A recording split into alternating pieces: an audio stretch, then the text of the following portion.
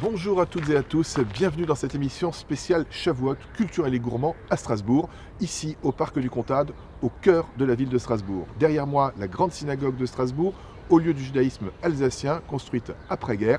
Mais nous n'allons pas parler que de la synagogue ni que des Juifs de Strasbourg, nous allons parler du FSJU, nous parlons de culture et nous allons surtout retrouver le délégué régional Grand Est de Strasbourg et du FSJU, Laurent Gradvold. Bonjour Laurent. Bonjour Dan. Très heureux de te retrouver ici au centre du Comtade à Strasbourg, un lieu que nous connaissons bien et que nous allons présenter à l'ensemble de notre public. Tout à fait.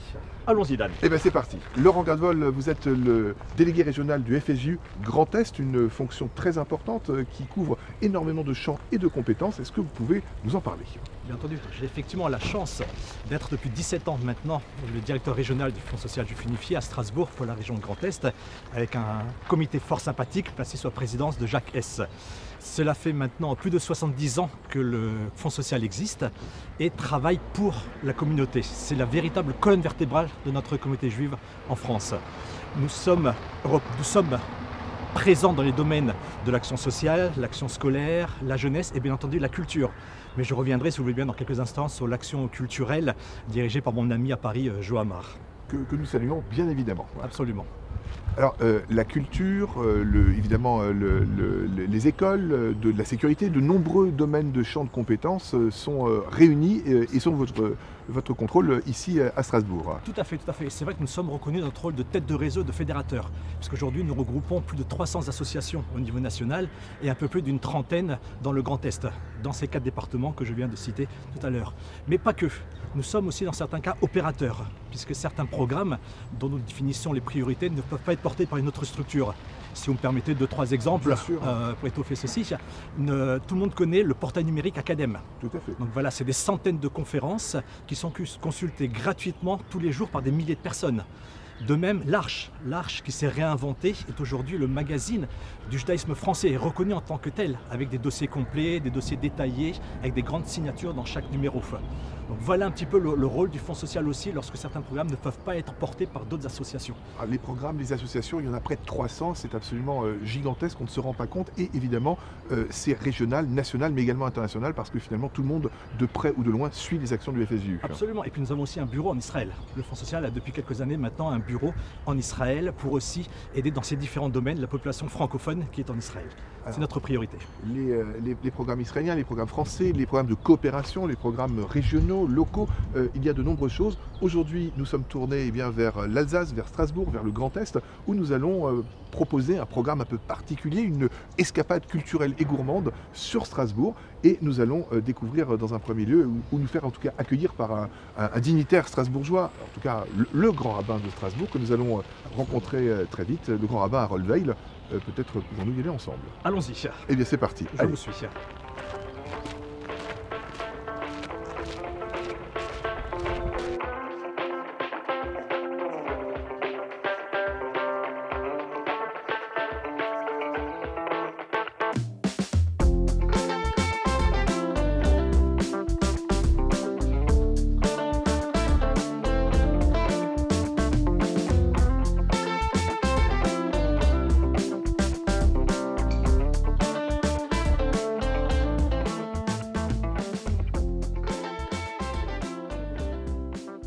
Monsieur le grand rabbin Harold Weil, bonjour. Merci de nous recevoir dans cette belle synagogue, dans cette choule, comme on le dit ici en Alsace et d'ailleurs dans d'autres endroits. Nous sommes à l'orée d'une fête que nous allons célébrer, Shavuot. Est-ce que vous pouvez nous en donner la signification? Bien sûr, donc Shavuot, c'est très intéressant, est une fête vraiment primordiale dans notre calendrier et à la fois, c'est pas forcément la fête la plus célébrée. Et je crois que c'est sans doute dû au fait que Shavuot ne dure qu'une seule journée, enfin 2 journées en diaspora, mais une fête, on va dire, un peu plus courte que les fêtes de Sukkot ou la fête de Pessah, mais également au fait qu'il n'y ait rien de particulier durant la fête de Shavuot, pas de rite particulier, au-delà bien sûr de ce qui va nous intéresser en partie, à savoir les rites culinaires qui sont spécifiques à la fête de Shavuot, mais il n'y a pas de repas qui sont pris dans la souka, il n'y a pas, on ne sonne pas de chauffard, on n'allume pas de bougies, et donc il n'y a pas de rite, en tout cas en ce qui concerne les offices synagogues, il n'y a pas de rite particulier durant cette fête de Shavuot. Alors, il n'y a pas de rite particulier, pourtant c'est une fête qui célèbre un moment important, c'est celui du don de la Torah, ça devrait être marqué. Qu'est-ce qui fait cette différence avec les autres fêtes? Eh bien sans doute le fait justement que le don de la Torah se suffise en soi, et que nous n'avons pas voulu peut-être atténuer un petit peu toute la grandeur, toute l'importance, toute la quintessence de ce don de la Torah par un rite quelconque qui aurait pu un petit peu abîmer cette image du don de la Torah. Et on se concentre donc, durant la fête de Shavuot, sur ce don de la Torah, sur la lecture des 10 commandements, qui est récité dans l'ensemble des synagogues, mais également sur une tradition très ancienne qui consiste à étudier durant toute la nuit de Shavuot, et que nous continuons à observer jusqu'à aujourd'hui, en tout cas pour ceux qui en ont la force, qu'ils le peuvent, quitte même à organiser d'ailleurs souvent des offices très très tôt le matin de Shavuot, pour pouvoir aller se reposer après. Mais en tout cas, cette tradition continue à être très observée, et ici même en Alsace, donc rentrer à l'issue de l'office du soir de Shavuot pour rapidement prendre le repas du soir de Shavuot, et puis revenir à la synagogue ou au Beth Midrash, dans la maison d'études, pour partager soit une étude collective ou bien en binôme, et essayer de rester réveillé toute la nuit autour des textes de la Torah. Ça fait partie des traditions, ces traditions que nous aimons ici en Alsace et à Strasbourg, tout particulièrement dans le Bas-Rhin, dans l'Alsace, dans le Grand Est. Hein. Je le rappelle que nous sommes ici un petit peu au cœur de ce Grand Est et de cette Alsace. Vous parliez, monsieur le rabbin, de tradition d'études, de tradition culturelle. Il y a également la tradition, et vous l'invoquez, tradition gastronomique. Laurent, on l'évoquait tout à l'heure dans notre introduction, cette tradition de manger des produits lactés. D'où est-ce que ça vient? Alors, il y a de nombreuses raisons qui expliquent pourquoi est-ce que nous avons l'habitude, et c'est une tradition d'ailleurs qui va bien au-delà du monde ashkénaze, c'est une tradition qui est partagée vraiment par l'ensemble des communautés juives du monde, de consommer des mets lactés. À la différence que certaines les consomment le soir de Shavuot, d'autres les consomment uniquement le midi, certains les consomment et le soir et le midi, d'autres ont l'habitude de ne prendre ces mets lactés, de ne consommer ces mets lactés que pour le kidouche du midi, et de faire une pause puis de consommer un repas tout à fait classique, un repas donc à base de viande comme repas principal de Shavuot. Mais il y a en tout cas ce point commun entre les différentes communautés, qu'à un moment donné, durant cette journée de Shavuot, nous allons effectivement consommer des mets lactés. Pourquoi? Plusieurs raisons à cela. La première raison, qui est une raison, j'ai envie de dire, très technique, tient au fait qu'en réalité, lorsque nous avons reçu la Torah, il y a beaucoup de règles qui ont changé. Tout ce qui était permis avant ne l'était plus nécessairement après le don de la Torah. Il a donc fallu s'adapter un petit peu à ces nouvelles lois, à ces nouvelles règles. Et en ce qui concerne la viande, eh bien, il y avait la nécessité à la fois de faire la shrita, de procéder à l'abattage rituel, de cachériser la viande, de cachériser également les ustensiles que l'on avait utilisés jusqu'à présent pour consommer ces différents mets et qui n'étaient plus cachers. Et donc tout cela, bien sûr, prenait du temps. Il était beaucoup plus simple, du coup, pour la fête, au moment du don de la Torah, de consommer des mets lactés qui, eux, ne demandaient pas de préparation particulière. C'est la raison pour laquelle, eh bien, nous consommons le jour de Shavuot, en souvenir de ce qui s'est passé au moment du don de la Torah, lors du premier Shavuot de l'histoire, eh bien, nous consommons des mets lactés. Une autre raison tient au fait que la Torah est comparée à plusieurs reprises dans nos textes à quelque chose de doux, au lait, à la douceur du lait, et nous voulons donc insister sur le fait que cette Torah n'est absolument pas une contrainte, mais au contraire quelque chose qui vient améliorer, qui vient bonifier notre existence, et rappeler donc la douceur de cette Torah au travers de la douceur que nous retrouvons dans les différents mets lactés, qui peuvent être bien sûr des tartes au fromage, mais toutes sortes de mets lactés. Je le rappelle, dans notamment la tradition polonaise, eh bien, nous pouvons également consommer des blinchas, qui sont des sortes de crêpes qui sont fourrées avec donc un fourrage lacté. Et donc il y a toutes sortes de manières, au travers de cette cuisine, de pouvoir consommer des mets lactés le soir de Shavuot. Je crois que nous avons maintenant des éclaircissements très, très prononcés sur le fait que nous consommons des produits lactés. En Alsace, Laurent, c'est souvent la tarte au fromage qui est la reine. Tout à fait. Il n'y a pas meilleur que la tarte au fromage de ma maman. Voilà. Et je pense que tout le monde s'accordera à dire que chacune de nos mamans fait, et nos grands-mères font les meilleures tartes au fromage. Alors on a décidé, Laurent, monsieur le grand rabbin, cette année de changer un petit peu la tradition de la tarte au fromage. On va bien sûr en faire une, mais on va surtout, on vous a préparé une petite surprise avec une immersion dans un endroit très particulier, un endroit qu'on aime beaucoup, à Strasbourg, autour du fromage. Je ne vous en dis pas plus, ça sera pour la suite de notre escapade culturelle et gourmande. En tout cas, monsieur le grand rabbin, merci beaucoup pour toutes ces explications. Je pense que, Laurent, on peut le dire, on a encore appris des choses, et vous qui nous suivez, certainement aussi sur ces traditions fromagères, laitières, à Shavuot, mais pas que chez les Ashkénazes et pas qu'à Strasbourg, c'est valable absolument partout, en tout cas finalement dans le monde entier. Voilà, et n'oubliez pas que l'essentiel est dans l'actel. Voilà, celle-là, on l'avait pas pensé. Normalement, on ne fait pas de publicité, mais exceptionnellement, ce rabbin vous en avez fait. Merci beaucoup. Alors, cher Laurent, où est-ce que nous allons maintenant? Je crois que c'est un membre de votre comité, le comité du FSJU Grand Est, chez qui nous allons venir, un certain Gabriel. Absolument. Un membre éminent de mon comité, Gabriel Attias. Et je propose d'aller le rencontrer. Oui, et je pense que nous n'allons pas être au bout de surprise. Il est un véritable personnage. Gabriel, nous arrivons. Tout à fait. Oui, Gabriel, c'est Dan Leclerc et Laurent Gradvol.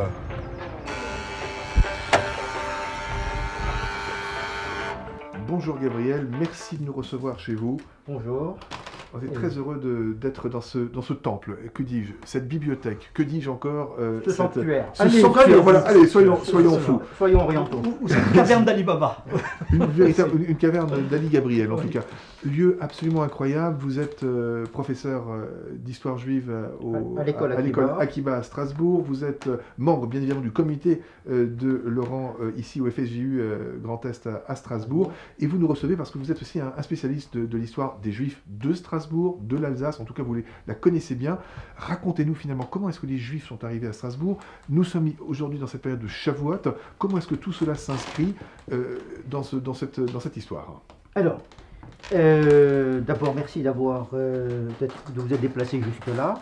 Le judaïsme strasbourgeois est plus ancien encore que les chrétiens à Strasbourg même, puisque lorsque les Romains arrivent du côté de Strasbourg, eh ben, ils ont avec eux non seulement leurs armes, mais aussi des hommes. Et parmi ces hommes, il existe des Juifs qui sont venus avec eux, bien entendu, après la destruction du temple de Jérusalem en 70 après l'ère courante. Et on pense qu'il y a des Juifs qui sont arrivés en Alsace à cette période-là, mais alors on n'a pas d'attestation hébraïque, par exemple, à Strasbourg même. On a quelques pierres tombales d'après mes recherches, mais qui soient en écriture latine. La première véritable attestation des Juifs, elle va être au Moyen-Âge. Et là, on est absolument sûr, certain, sans aucun doute. Comme toutes les communautés, il ne fallait pas que la communauté strasbourgeoise se différencie des autres. Et bien, ils ont eu droit aussi à leur pogrom, ils ont eu droit également à leur massacre. Et ce que nous allons découvrir tout à l'heure, au fur et à mesure de notre visite. Exactement, avec le fameux massacre, l'embrûlement des Juifs en 1349, avec quelque chose qui a un rapport avec notre actualité, puisque c'était une épidémie là aussi, la fameuse peste noire. Mais nous allons parler plus longuement dans la rue qui porte la fameuse rue des Juifs. Un détail que j'ai découvert ce matin, c'est qu'on parle de la rue brûlée.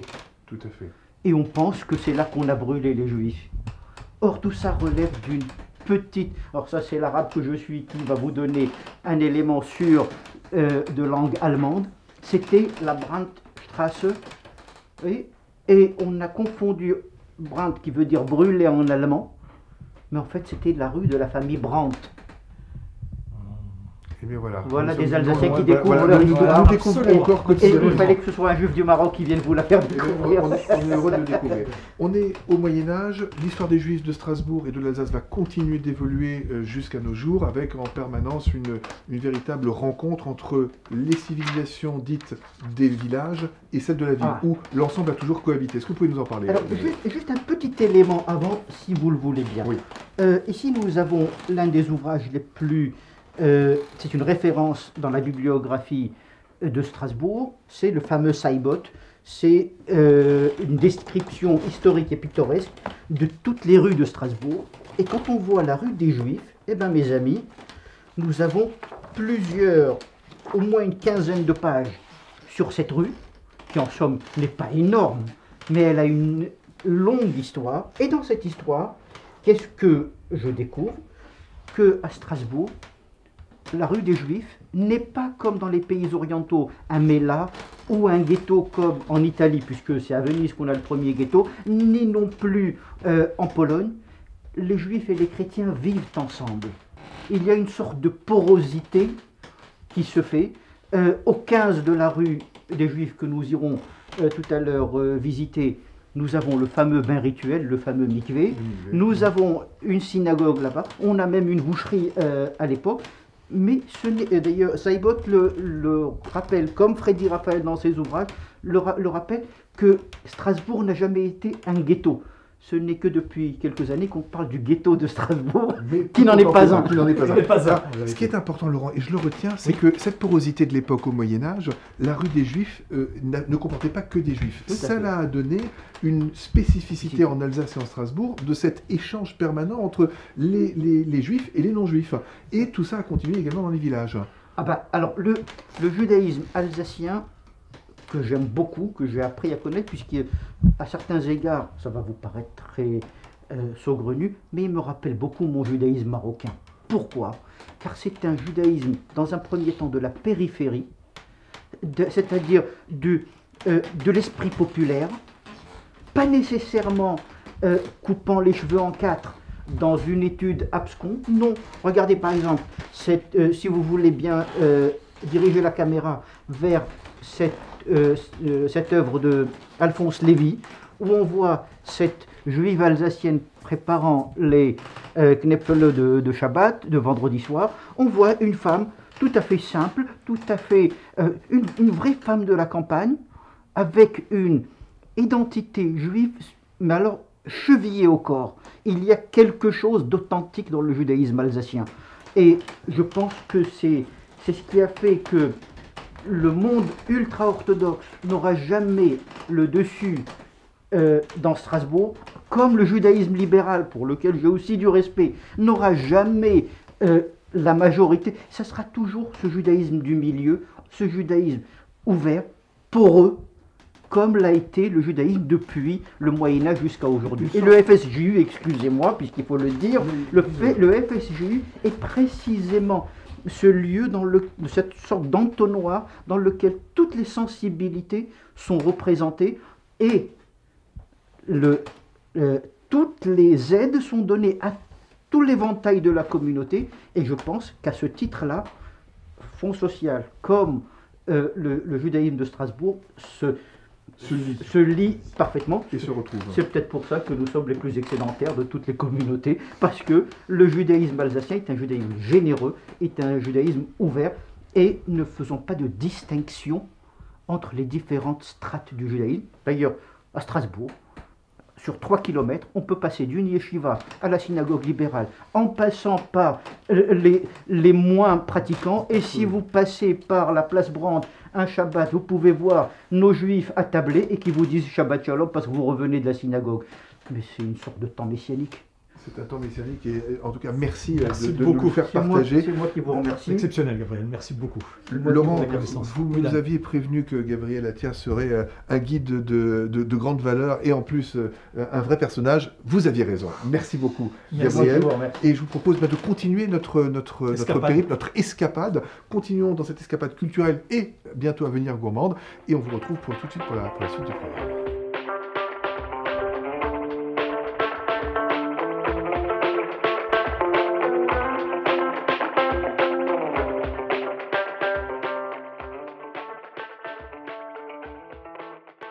Nous voilà arrivés place du Château, place de la cathédrale Notre-Dame de Strasbourg, au niveau du portail sud. Cette cathédrale impressionnante, imposante de Strasbourg à une seule flèche, avec une particularité, une représentation du judaïsme. Gabriel Attia, est-ce que vous pouvez nous en parler? Bien. Donc nous avons effectivement au portail sud, nous avons les deux statues, l'une représentant le christianisme, l'Église. Vous remarquerez que le sceptre est bien en place, le calice est bien en place, elle a un regard qui est dirigé vers l'avenir, elle a l'histoire pour elle. En face, vous avez la synagogue, la tête baissée, les tables de la loi abandonnées, c'est-à-dire l'ancienne alliance, le sceptre brisé à 5 endroits, mais je reviendrai une fois là-dessus. Mais ce qui est le plus important, c'est que vous voyez que la synagogue est méprisée. Comme le disait Jules Isaac, l'enseignement du mépris commence là, dans l'architecture, puisque les statues étaient des sortes de livres dessinés, c'était des illustrations. Et au milieu, on a le jugement du roi Salomon et la Jérusalem céleste au-dessus du roi Salomon. On a cette représentation n'est pas spécifique à Strasbourg, on la retrouve dans d'autres cathédrales, me semble-t-il également à Paris, à Notre-Dame de Paris, on a également, mais celle-là est particulièrement représentative. Et si vous remarquez quelque chose d'assez extraordinaire, c'est que le bandeau laisse entrevoir les yeux, comme si l'Église disait, même s'ils ont les yeux bandés, les Juifs peuvent un jour, grâce au baptême, retrouver la lumière. Mais je dis, moi, petit Juif du XXe siècle, c'est que vous pouvez nous mettre le bandeau, on sera toujours clairvoyant.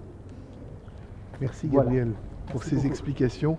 C'est vrai que Laurent, on se retrouve ici, nous Strasbourgeois ou visiteurs du monde entier, qui passons devant cette cathédrale majestueuse dont nous sommes évidemment très fiers, mais avec cette représentation que nous n'oublie pas. Et il y a en ce moment bien beaucoup de travaux qui sont effectués pour pouvoir rendre à nouveau cette relation équivoque. Donc en dépit du contentieux historique, le dialogue et la fraternité n'est pas interrompu et le dialogue judéo-chrétien se poursuit, Dieu merci. Voilà, il continue et nous continuons non pas notre dialogue mais notre visite au cœur de Strasbourg et nous allons maintenant passer dans un lieu que tous les Strasbourgeois connaissent, la rue des Juifs, la rue Brûlée, et nous allons vous faire découvrir quelques aspects culturels spécifiques également de cette ville de Strasbourg que nous aimons tant.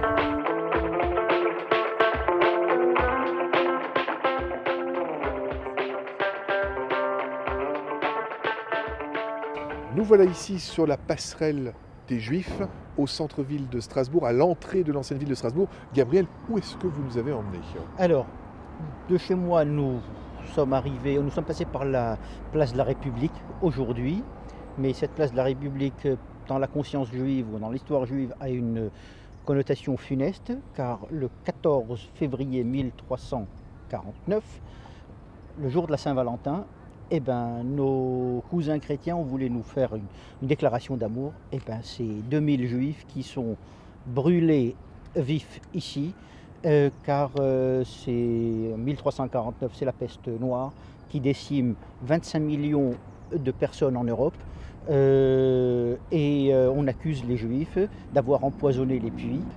Cette passerelle des Juifs a une histoire aussi très importante, c'est que les Juifs n'avaient pas le droit d'habiter Strasbourg. Donc ils vivaient dans les villages alentours. Ils étaient tolérés. Ils étaient tolérés, tout à fait. Ils ne pouvaient pas dormir. Ils ne pouvaient pas dormir. Alors dormir, il y avait il y avait un petit bémol. Quand ils devaient passer par là, et les tarifs changeaient, s'ils étaient piétons, s'ils étaient à cheval, il y avait différents prix. Et ils venaient là et ils étaient accompagnés pendant toute la journée par quelqu'un qui était nommé par la ville, de manière à le suivre partout. Sauf que c'était le Shabbos Goy. Non, plutôt celui qui surveillait le juif. Mais comme il y a eu beaucoup de juifs qui venaient, à un moment donné, il n'avait pas suffisamment de personnel et ça s'est un peu délité. Quand un juif voulait dormir, il fallait qu'il se signale, il y avait tout un tas toute une procédure à faire pour pouvoir passer une nuit à Strasbourg. Et donc, il passait par là et ça nous donne la rue des Juifs, qui était donc le lieu de la communauté juive, mais avant l'expulsion. Parce qu'il ne faut pas oublier, c'est qu'après 1349, il y a eu une expulsion des Juifs de Strasbourg et pendant 200 ans, interdiction aux Juifs d'habiter ou d'être sur Strasbourg. 200 ans, c'était une sorte de blackout total. À cette époque, avant cette expulsion, on a au 15 rue des Juifs le fameux mikvé, le bain rituel, juif. On a une synagogue qui après va passer du 15 au 19 si mes souvenirs sont bons, mais on a également une boucherie juive à l'époque et c'est très intéressant puisque les mauvaises langues disaient « Ah mais les Juifs, ils ont une manière très bizarre de se nourrir, c'est qu'ils ne prennent pas l'arrière de la bête. » Donc il y a quelque chose qui n'est pas clair dans leurs us et coutumes. En fait, c'était juste le nerf sciatique qui n'était pas consommable parce que les bouchers ne connaissaient pas tout à fait bien la technique de ce qu'on appelle en langage de halakha, le nikour, et ce qui fait que l'arrière de la bête, encore aujourd'hui en Alsace, on ne la consomme pas, le gigot. Et qui rappelle un épisode biblique tout célèbre. À fait, du fameux combat de Jacob avec l'ange, et l'ange va blesser Jacob à la hanche, et depuis on ne prend pas le fameux nerf sciatique, sauf deux communautés dans le monde, c'est la communauté juive marocaine et yéménite qui avait une tradition de nikour. Le nikour, donc on rappelle, c'est enlever ce fameux nerf sciatique qui s'enroule tout autour de la cuisse. Voilà. On revient en fait finalement aux traditions, Laurent Gradwohl et Gabriel Attiah, hein, ces traditions qu'on rappelle dans Shavuot, consommer des choses à base des aliments à base de laitage. Eh bien là, cette consommation, cette us et coutume continue encore de pérenniser notre façon de vivre. Un de mes maîtres, le rabbin Léon Ashkenazi Manitou, disait que le judaïsme, c'est une histoire de drap et de fourchette. Voilà. Donc, effectivement, la nourriture, il nous disait également, dis-moi ce que tu manges, je te dirai qui tu es. Et en fait, toute la tradition juive est basée sur le culinaire et sur la famille. Et qui dit culinaire, famille, dit mémoire. C'est ça. Et pour la mémoire, eh bien, rien de mieux que les livres et un lieu culturel auquel nous allons nous retrouver. C'est la librairie Kléber dans laquelle nous allons nous retrouver dans quelques instants où François Wolfermann va nous accueillir pour nous faire découvrir ce grand lieu de la culture.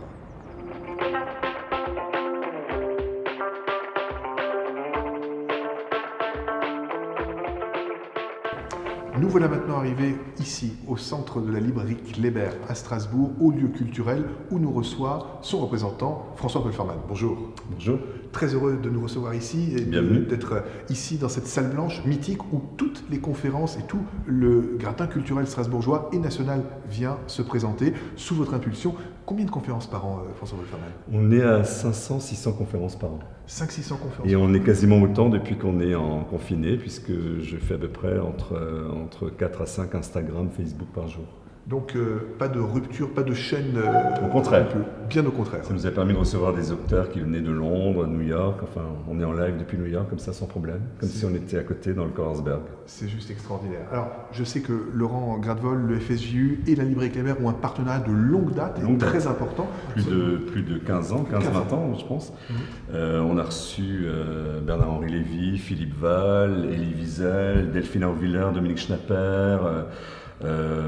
Voilà, et d'autres. On organise avec le Fonds social la Nuit de la Philo, qui est un moment fort dans l'année avec Sciences Po, le Fonds social.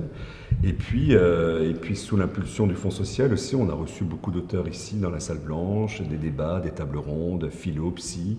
Donc voilà, j'ai un lien très fort avec cette institution depuis de longues années et avec Laurent Gradwohl, son représentant. Un carrefour très important de la culture et des références interculturelles.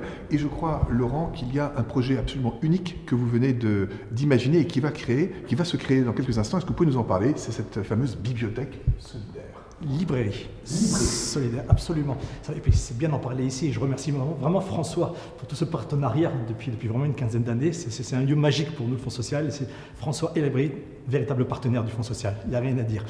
Ça fait quelques années que le Fonds social organise ici à Strasbourg, dans nos locaux, une bourse aux livres pour l'ensemble de la communauté, voire plus également, et qui est un véritable succès. La dernière, c'était bien sûr avant la pandémie, donc il y a à peu près 3 ans. Nous avons sur une journée vendu 1022 ouvrages, mais avec des prix allant de 20 centimes à 3 €. Donc c'est bien pour ça que c'est une bourse aux livres, et pas une vente de livres, et pas une concurrence, je veux dire, du tout, voilà, aux différentes librairies. Pour pérenniser cette bourse, parce que nos locaux devenaient vraiment trop exigus et trop petits, parce que je dois dire, nous avons des généreux donateurs qui nous apportent des livres tous les jours, donc nous avons des milliers d'ouvrages, on a décidé de tester, d'ouvrir une boutique, une librairie solidaire, ouverte effectivement à tout le monde à partir de mi-mai, toujours en gardant les mêmes prix, de 20 centimes à 3-4 €, pour que tout le monde puisse bénéficier de cette culture du livre. Et pour moi, l'économie circulaire, c'est le livre qui représente cette économie. Un livre doit aller de maison en maison, de foyer en foyer. Et c'est pour ça, on a même des gens qui nous achètent les livres et qui nous les ramènent 15 jours, 3 semaines après, pour pouvoir le revendre encore et continuer à faire circuler ces ouvrages. Donc effectivement, c'est une première, au niveau de la communauté juive en France, c'est la première librairie solidaire qui va s'ouvrir. Un concept unique qui est possible et qui a été réalisé par les généreux donateurs, par votre impulsion, Laurent Gradvoil, et par bien sûr le partenariat privilégié avec la librairie Kléber et François Wolfermann. Nous allons bientôt le découvrir, ça sera dans les prochaines semaines, nous vous tiendrons bien sûr informés. Un grand merci François Wolfermann de nous accueillir. Merci beaucoup. Merci beaucoup. Et on vous retrouve pour la suite du programme. Vous avez compris, il y a encore des surprises et ça va continuer.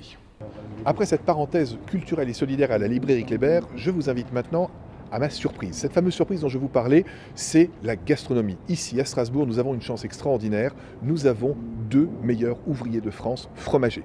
Et pas des moindres, c'est un couple. Cyril et Christelle Leroux, meilleurs ouvriers de France fromagers. C'est la plus haute distinction que l'on peut retrouver ici en France, dans les métiers de l'artisanat et dans la fromagerie.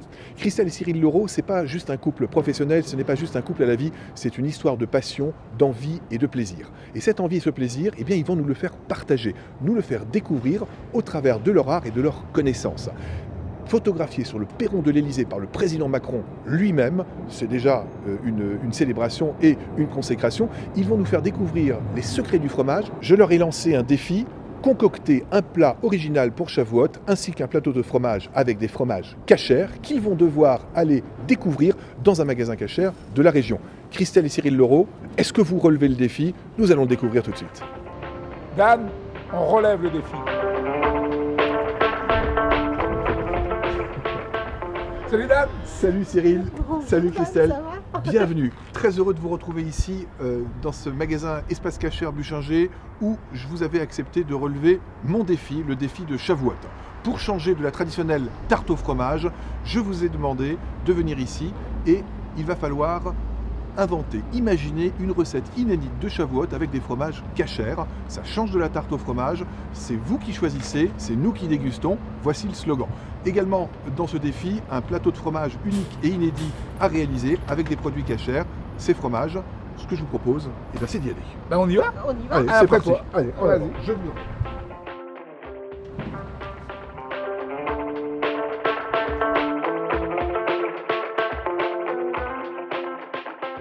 J'ai envie de voir parce que je le trouve extrêmement ferme, mais il y a certainement une raison. Alors on va peut-être le prendre dans le panier celui-là, Bah, c'est intéressant. ouais. Hein, voilà, ça on va le prendre. Regarde. Sec. Serré. C'est très serré. Ouais, ça me plaît ça. Ah, ça, c'est Ça bien. m'inspire ça. Ce que je vous propose, c'est qu'on va partir dans une cuisine. On peut évidemment pas cuisiner dans n'importe quelle cuisine pour que ce soit cachère, donc je vais vous emmener dans une cuisine cachère où vous découvrirez et les spécificités et où vous aurez le matériel pour pouvoir cuisiner. On te suit, Dan. Tu sais Eh que ben. tu peux nous emmener partout. Hein. Partout. Eh bien, je vous emmène partout et nulle part, mais surtout à un endroit bien spécifique. On se retrouve dans les ateliers, dans la cuisine qui va accueillir Christelle et Cyril Leroux, nos 2 meilleurs ouvriers de T'as France des asperges? fromagers. J'ai des asperges, oui, j'ai toujours, c'est la saison des asperges. Moi, on Oui. m'a toujours appris, il faut respecter les saisons. Donc, j'ai de l'asperge, j'ai de la rhubarbe, j'ai toutes ces choses. T'as de quoi faire une petite panure? Une petite panure aussi, j'ai tout ce qu'il faut. Les œufs. Des œufs également. Bah alors hop, on y va. Et bien, on est parti. Des œufs, une panure, des asperges. En avant. Cyril, je suis ravi de t'accueillir dans cette cuisine. Les produits que nous avons choisis tout à l'heure en t'accompagnant, enfin que tu as choisi avec Christelle tout à l'heure, sont sur la table. On a trouvé également du vin, j'avais des œufs, les produits qu'il y avait à la maison, des asperges, de la chapelure. Qu'est-ce qu'on va faire avec tout ça? Bah écoute, tu m'as lancé un défi, Je j'ai viens, accepté. L'idée des asperges m'a séduite, et le fromage et les asperges, je pense qu'on est au printemps. J'ai vu dans ce magasin des fromages de chèvre Alors on va les tester. Je vais récupérer les fromages pour expliquer un peu ce que je vais faire. Hop, je change. Voilà. Alors, il y avait ça. En tout cas, ça t'a inspiré. Hein, Ça m'a inspiré. Donc, on va le démouler. Hop. Voilà. Ça, c'est fait. Ça va être notre base. On va se faire un petit crossmeki en panure. Voilà. On va l'assaisonner un peu. Je pense qu'on va lui donner un petit peu de peps avec un petit peu de piment d'Espelette. D'accord. Et là, alors là, c'est mystère total. Fromage, une texture très serrée. Fromage frais, a priori. Et aromatisé aux herbes. Et celui-là, on va juste le snacker. D'accord. Donc snacker, c'est-à-dire juste poêler. Clac, clac. Et on va le poser sur nos asperges. Et déjà, quand on l'entend, on est déjà en train de voyager dans la gastronomie, juste avec 2 produits. Voilà. Avec 2 produits, on va l'ouvrir pour voir à quoi ça ressemble. Quand Ouais, même, parce que moi, je suis oui. curieux de Mais nature. moi Hein. aussi, tu veux te remettre peut-être Peut-être, oui. si Ah, tu quand veux. même, parce qu'il y a la place du chef et puis il y a les autres. Hein, Ah, moi, je ne suis chef que de moi-même. Alors, texture très serrée, mais très intéressante. Ça va être sympathique, ça. Et alors, texture très serrée, c'est-à-dire que c'est compressé. Ouais, on voit bien que ça a été un cahier, vraiment, on ne l'a pas laissé simplement y goûter. Là, il a été, je pense, bien emprésuré et c'est frais, c'est pas affiné, mais c'est... Alors, quelle est la différence entre frais et affiné? Regarde, ça c'est frais. Ça, c'est tout C'est un peu moelleux. presque une crème. C'est ça. On va faire une petite boule et puis on va la... Tu vois, ça va être tout vite cuit, tout vite. Très bien. Et ça, on va faire un petit aller-retour à la poêle. Tchic, tchic. Et on va Et, le poser sur nos asperges. Parfait. Avec un petit coup de vinaigrette, tout simple. Parce qu'on n'a pas le temps. Non. Voilà. Mais de toute façon, c'est le Là, c'est instantané. c'est le lot de tous nos... Voilà, de de tout. tout. Voilà, on n'a Voilà. jamais le temps, donc on fait efficace, gourmand et, Voilà. Donc, et original. Maintenant que j'ai présenté le fromage, là, on va commencer par nos asperges. Alors moi, j'ai une petite idée. On est 2, c'est une petite assiette. Petite assiette, tout à fait. Toi, alors on va prendre, hop, pour une assiette, hop, on va faire 3 asperges blanches. D'accord. On va essayer de faire quelque chose de joli. Est-ce que tu veux que je coupe ou que j'émince Ben écoute, tu sais, on va couper nos asperges à cette taille-là. On va déjà enlever les pieds. Regarde, on a un autre. Si tu me prêtes le bon couteau, Oui, c'est oui, bon. c'est regarde. mieux. C'est mieux. Et voilà. Le diable est dans les détails. Tiens. Hop, ça je garde, c'est pour la soupe. Voilà. Donc ça, celles-là, on les met de côté. D'accord. On va se les mettre là. Celles-là, on va les peler. Très bien, donc pelé. Alors, Peler. On pelé, part de c'est la ça. tête Donc, vers le... de la tête vers le haut. Je commence. Allez. Bah, vas-y. Comme ça, je laisse. Hop. Voilà. Moi, en attendant, je vais préparer. Il faut savoir tout faire dans ce métier. Hein. C'est Ah, pas je vais juste- avoir besoin de toi encore. Encore voilà. Après, une fois que tu auras pelé. Moi, je dis peler, pas peler. Hein. Toi, tu dis, Pardon. Bon, après ça, hop, une après Moi, je l'autre. vais en profiter pour préparer une petite vinaigrette. Ça, tout va aller bien vite. Hein. Alors, je mets toi, un petit peu de vinaigre, pas beaucoup. Hein. Hop, je fais toujours un peu au jaugé, comme on dit. Regarde, un petit peu d'huile. Un petit peu beaucoup d'huile. Monsieur Dan. Un petit peu d'huile. Ça va nous servir un petit peu après pour réveiller un peu la douceur Du fromage frais. du fromage frais. Je suis concentré en même temps, parce que tu vois, moi, je peler les asperges, je sais pas, il faut pas Je les... vais mettre une petite pointe de sel là-dessus. Je fais comme chez moi. Hein, Dan. Mais c'est, voilà, tu fais comme chez moi, n'oublie pas que t'es chez toi.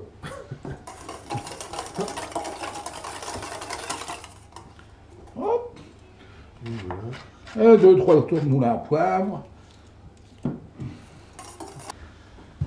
C'est simple. 5 minutes, elles sont toutes petites, on va dire 8 minutes dans l'eau bouillante. Voilà. On va les laisser rôtir. Voilà. Nos petites asperges, on va essayer. Donc pas trop fort. Hein, Non, pas trop fort, on a le temps. Et là, je constate que mon fromage, là, il est très mou. Oui. Donc, je me dis, quand je vais le cuire, il va se barrer. Il va se sauver, pardon. Il va se... Donc, on va lui faire une double prison. On D'accord. va faire une double coque. je te demanderai une assiette Oui. et de me préparer un œuf. Parce que je ne sais pas préparer les œufs. Non, non, tu sais les préparer, c'est juste qu'il y a une petite... Ah oui, tu m'as dit qu'il y avait une petite astuce. Il y a une petite astuce, tout à fait. Donc, pour casser l'œuf, donc on casse l'œuf normalement, et on vérifie qu'il n'y ait pas de traces de sang, ni toute autre petite problématique qu'il pourrait y avoir. C'est la garantie que l'œuf est bien cachère. Et donc il faut toujours faire ça avant d'utiliser. On le regarde bien. Il y a de la chapelure. J'ai vu qu'il y avait une chapelure. Ça va être une chapelure un peu marrante, qui a du croustillant. Chapelure un peu grossière, un peu japonaise, comme on a sur C'est pas pratique. les panures asiatiques. Voilà. Comme on trouve. Ah, donc ça c'est la première prison, c'est ça? Première prise. Hein? Ah, j'adore l'idée.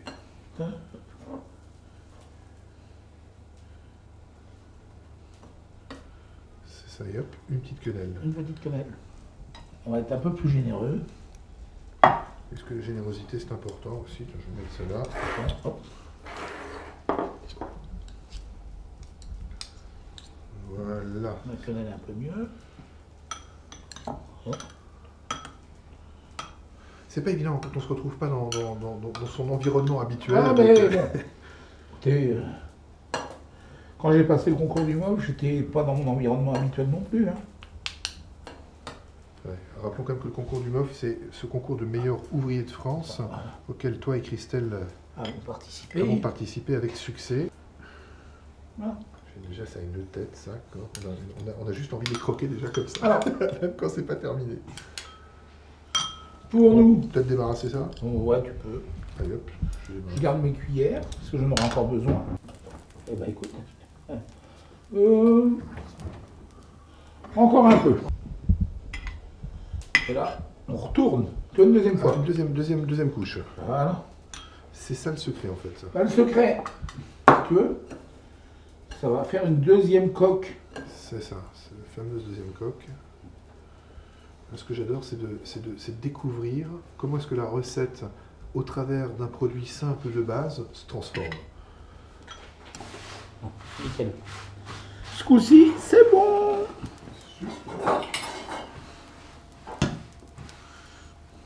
Je les mets. On va les égoutter. Donc il faut le compter à peu près plutôt 9 minutes. 10 minutes, allez, 10 minutes. Allez, on se dit. Hop, voilà. Donc voilà. Donc là, je mets mes asperges vertes. J'ai mes asperges vertes. Elles sont sympathiques. Voilà. Je vais garder ma poêle là. Ma poêle, elle va me servir à snacker ça. On va garder comme ça avec le goût des asperges. On a une poêle qui est... on pourrait dire qu'elle est culottée.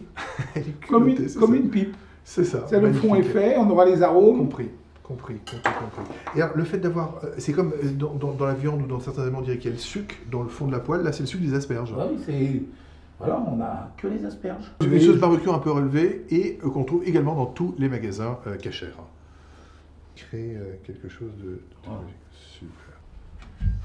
On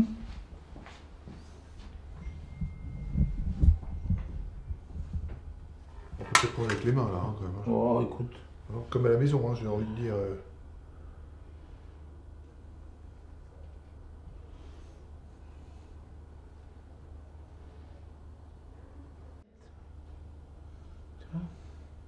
Moi, je pense que toi, c'est pas mal ça. Très bien. Hop.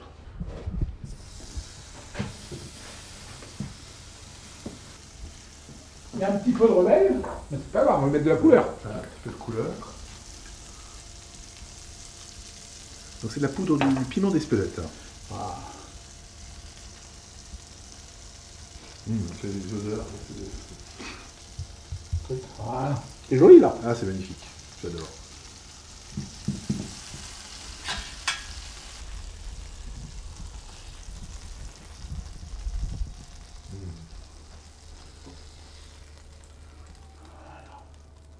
Ça va former une petite croûte. Voilà. Fort sympathique.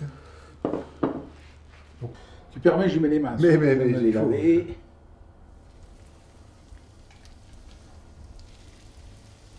Ah, qu'est-ce que c'est bon ça. Les odeurs et la couleur. Bon là, vu la texture, il faut vraiment que je sois vigilant. Et délicat. Et délicat. Mais ce sont d'ailleurs deux choses qui te caractérisent bien, vigilance et délicatesse. Donc le fromage frais a été trempé dans l'œuf, ensuite dans la chapelure, renouveau, d'abord Oui, dans l'œuf, une panure, deuxième double panure. double panure, ce qui va former une petite croûte. Et là, tu vois, on dirait des petits stickers. Maintenant, on va plus trop traîner parce que ça colore vite. Des croque-fromages. Un petit croque. Maison, à base de fromage frais, d'œufs et de panure. Il va falloir trouver un nom à ce plat là aussi, cette invention avec... Alors là, tu vois cette belle taille. Tu vois, ça fait quand même... Je trouve que ça fait un peu gros. On va le mettre là. Tu vois. Un petit croque-fromage. C'est des portions généreuses. Hein, Oui, bon, nous, on est généreux, tu vois. Voilà. Je veux bien m'approcher. J'ai fait des bêtises, on voit tout de suite la différence entre mon assiette et celle de Cyril. Là, regarde. Voilà, magnifique. Voilà. Mmh. Évidemment. Un peu d'huile d'olive, un peu de sel, un peu de poivre, mais tout léger. Et là, je le mets juste pour réveiller mes asperges. J'évite d'en mettre sur le fromage de chèvre. Tu vois. Ah oui, Parce que l'huile, la vinaigrette, elle va être pompée absolument tout de suite par la chapelure. D'accord, oui, ça serait ce qui serait fort dommage. Ouais. Oui, c'est vraiment juste pour réveiller les asperges. Juste pour les réveiller. Voilà. J'aime bien l'idée de réveiller les asperges. Et en plus, ça les rend un peu luisantes. Ça me plaît beaucoup, ça. Voilà. Et regarde. On continue. Ah bah, Tiens, regarde ce qui se cache là. Il y a un peu de fruits rouges. un petit peu, ah oui, des petites groseilles que j'avais dans le frigo.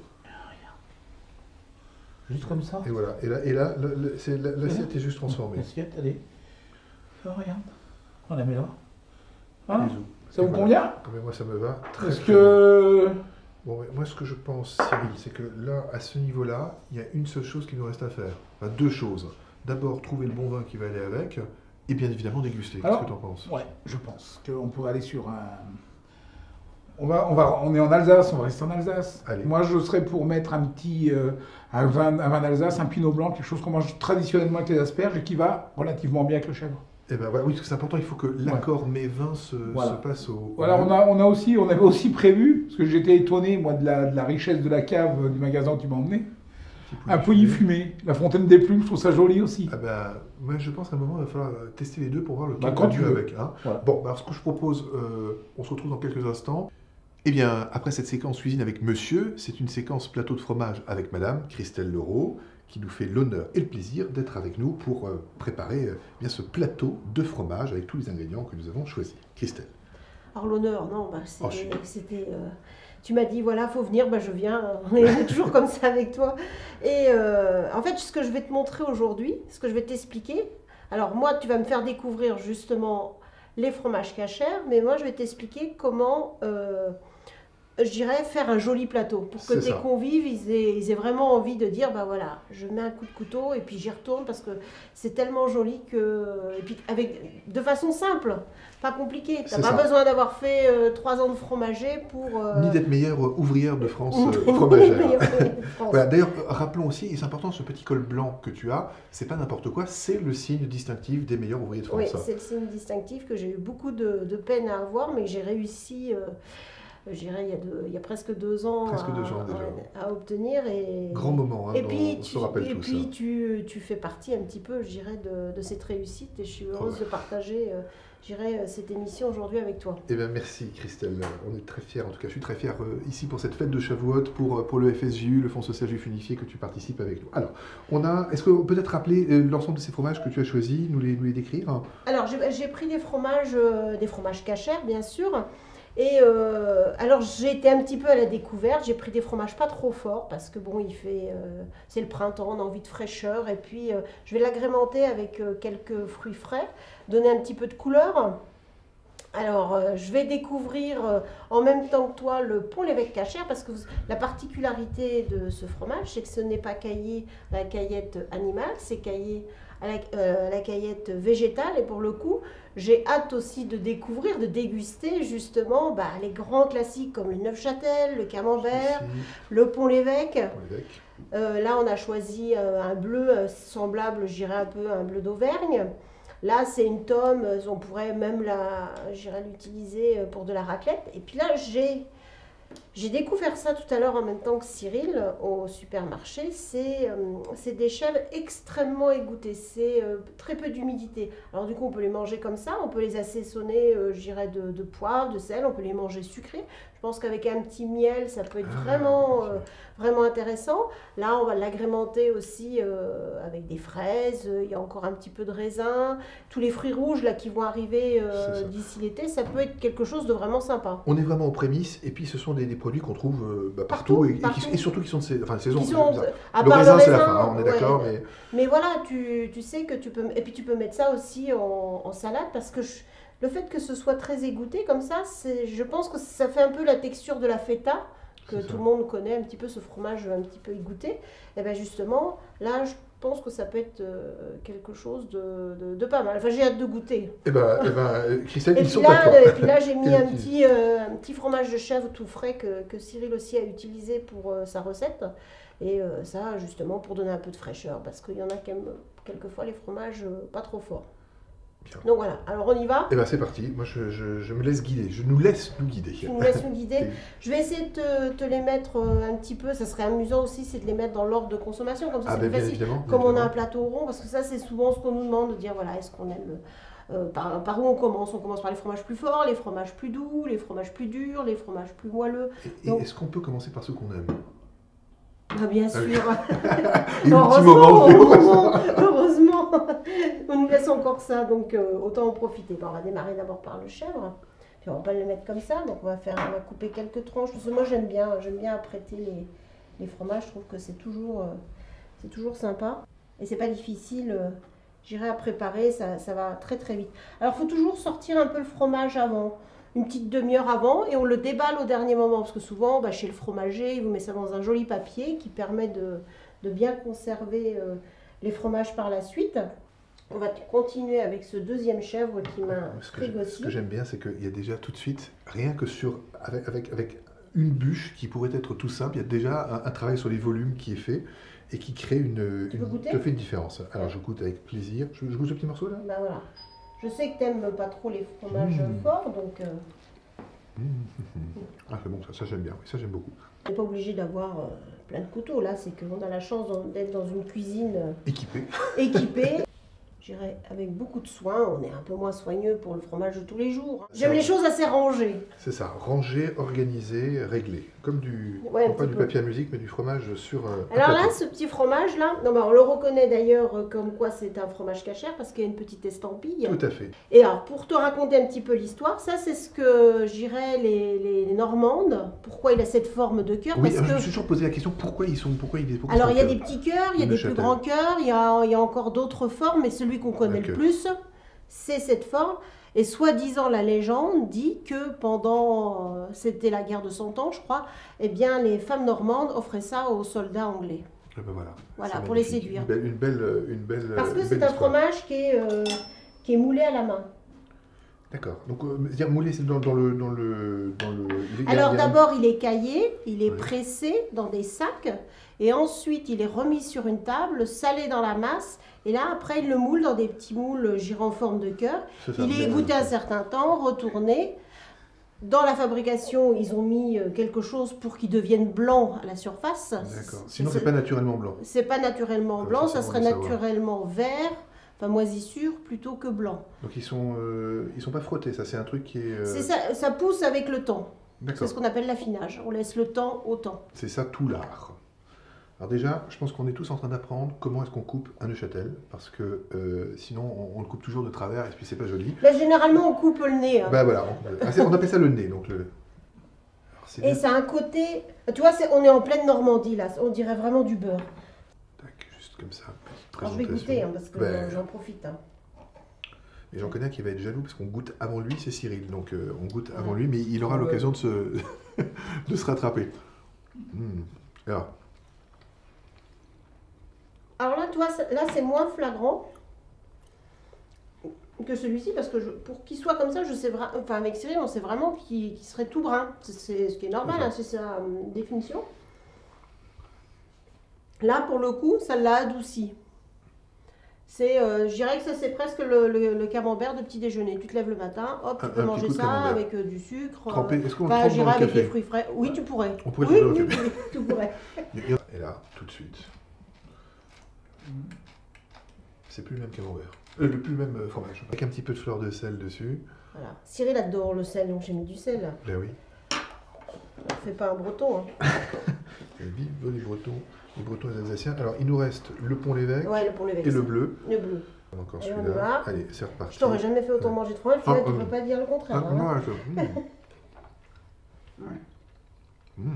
on trouve très bon celui-là. Ben là aussi, tu vois, c'est de la adoucie. Ah oui. Alors qu'il est à point. Ce qu'on appelle à point, tu vois, c'est vraiment sans blanc dedans. Il n'y a pas du tout de craie. C'est ça. Ah oui, c'est c'est ce qu'on pas appelle. crieux, quoi. Là, il est juste bien. Hmm. Parfait. Ça, c'est un fromage de gourmandise. Alors, quand Mm. je t'explique pour couper, tu coupes pas comme ça, tu coupes pas comme ça, tu coupes en étoile. Ah oui, déjà, pars je serais du parti de centre. travers. Et puis, voilà. Cyril, là, il est en train de se moquer de moi parce que je suis toujours à expliquer les choses comme si. Bon, on pouvait le montrer en train de faire des bêtises. Hein. Il est derrière, c'est les coulisses. Et c'est ça que j'aime bien. Les petites astuces, les petits trucs qui font que. Ça, c'est mon côté féminin. Voilà, un peu de on a besoin de ce côté féminin. Et alors, en plus, là, sur le côté ardoise, le rouge, le blanc, le bleu, ça donne vraiment une jolie. En fait, il ne faut pas hésiter à harmoniser les couleurs, à les mélanger. Voilà, on se fait plaisir.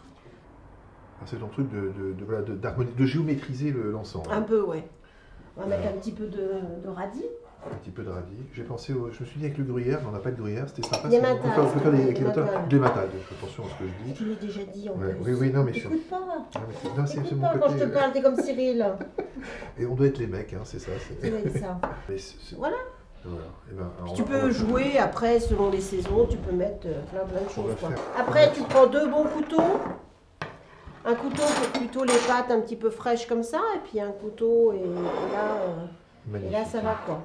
Bon, Christelle, ce plateau est absolument magnifique. Ce que je propose maintenant, c'est que on va déguster, parce que depuis le temps qu'on attend, parce qu'on vous a regardé, on vous a vu couper, on vous a vu préparer, cuisiner, décorer. Maintenant, par la dégustation, on se retrouve pour cette dernière partie. Dégustons avec Laurent Gradvol, avec Gabriel Attia, avec tous ceux qui nous ont accompagnés durant tout l'ensemble de cette émission. Et puis avec vous, bien sûr, Christelle et Cyril Leroux. Suite du programme dans une minute. D'ailleurs, tout de suite. On y va. Bon appétit.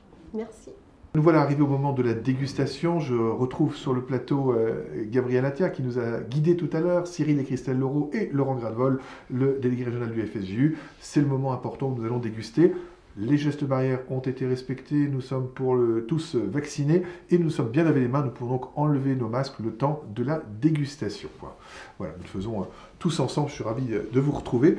Et Gabriel, tu as ouvert les bouteilles, vous avez ouvert les bouteilles de vin. Je vous propose de nous servir peut-être et puis en même temps d'avoir les commentaires de Cyril et Christelle Leroux sur l'expérience, sur le défi qu'ils ont relevé. Et puis à nous, Laurent, que nous puissions déguster. On a parlé avec le grand rabbin Harold Weil en début d'émission de la signification de Shavuot, de l'importance de parler, de consommer, ou de l'importance en tout cas de la tradition de consommer des produits lactés.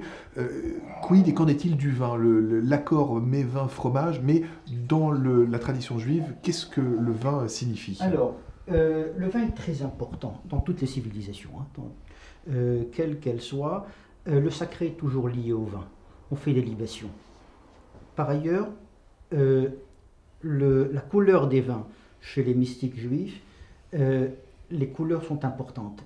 Le blanc, c'est la miséricorde, c'est ce qui est immaculé. Le rouge, c'est plus la rigueur. D'ailleurs, dans les goûts, le rouge est beaucoup plus prononcé et beaucoup plus rigoureux. Le blanc, il coule presque de source. Le vin se dit en hébreu yaïn. Et dans notre tradition mystique, chaque lettre a une valeur numérique. Et quand on additionne les 3 lettres qui composent le vin, yaïn, ça donne 70.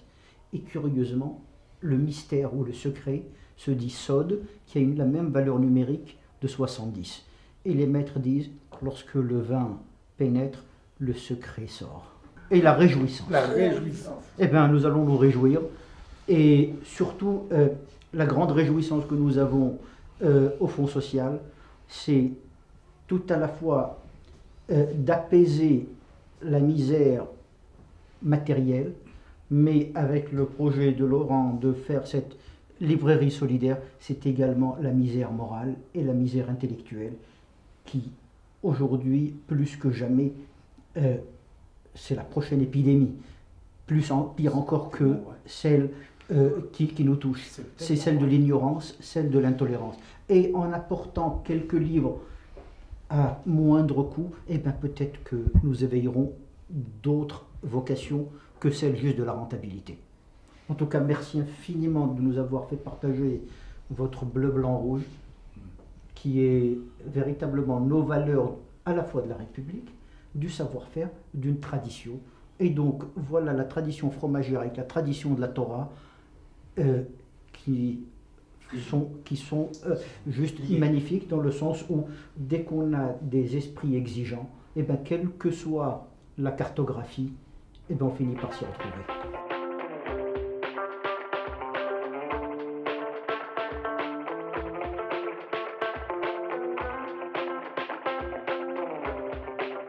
Pour conclure, sur les mots d'un grand philosophe grenoblois, Bernard Muraveau, Ah oui. j'ai jamais pas soif. Alors, buvons. Non, mais- Ah, excuse-moi, je t'ai passé. Je crois que. Alors, j'adore. Moi, j'en ai des frissons. C'est vraiment qu'on est en aussi, train de partager. absolument. Laurent, Vraiment, c'est c'est frissonnant. exceptionnel. J'espère vraiment que vous comprenez derrière la caméra, derrière votre écran, ce qui est en train de se passer. C'est un moment absolument unique et extraordinaire. Je lève mon verre, je célèbre et surtout à la vie, le Chaim. Le Chaim, à la vie. Et un grand merci à toutes et tous, un grand merci aux équipes, un grand merci au Fonds social Juif Unifié, un grand merci à tous les acteurs et les participants qui ont bien voulu nous aider pour cette émission. On vous souhaite un excellent appétit, parce que bien sûr on va continuer les dégustations, mais en attendant, eh bien c'est toujours le Chaim. Et nous voilà de retour au parc du Comtade après ce beau périple, cette belle escapade gourmande en compagnie de vous, cher Laurent Gradwohl. J'espère que le programme vous aura satisfait, que vous aurez rencontré, découvert et appris de nombreuses choses. Pour notre part, eh bien, nous nous sommes régalés. Eh bien, Laurent Gradwohl, c'est à vous pour nous dire au revoir. Oui, ce fut vraiment une journée incroyable. Mais tout d'abord, permettez-moi, Dan, de vous remercier. Vous, le metteur en scène, vous, l'animateur, vous, l'acteur de cette journée, mais pas que. Merci aussi à vos équipes. Merci bien entendu aux personnages que nous avons rencontrés aujourd'hui, des gens juste incroyables, entre le grand rabbin, Gabriel Attias, entre François Wolfermann, et puis surtout ce couple Laureau, je veux dire, des meilleurs ouvriers de France, qui nous ont vraiment sublimés avec leurs recettes. C'était juste incroyable de participer à ça, et j'espère que vous, chers amis, derrière vos écrans, vous pourrez refaire cette recette vraiment merveilleuse. Et Dan, je crois que nous avons aussi évoqué aujourd'hui des notions d'histoire, de gastronomie, de judaïsme et aussi bien sûr d'humour. Et pour moi, toutes ces notions-là forment vraiment le liant, le ciment de notre communauté avec un grand C. Et bien voilà, un beau mot de la fin. Merci beaucoup Laurent Gradwohl, merci au FSJU, merci Jacques S, président du FSJU Grand Est, et merci à vous toutes et tous qui avez suivi ce programme. On vous dit bon Shavuot et à très très bientôt. Et Guten Tov. Et que Tov, surtout. Voilà. Que Tov, Laurent. Guten Tov, Dan. Guten Tov. Guten Tov. Chag Sameach. Voilà, que Tov. Bonne fête. Bonne fête.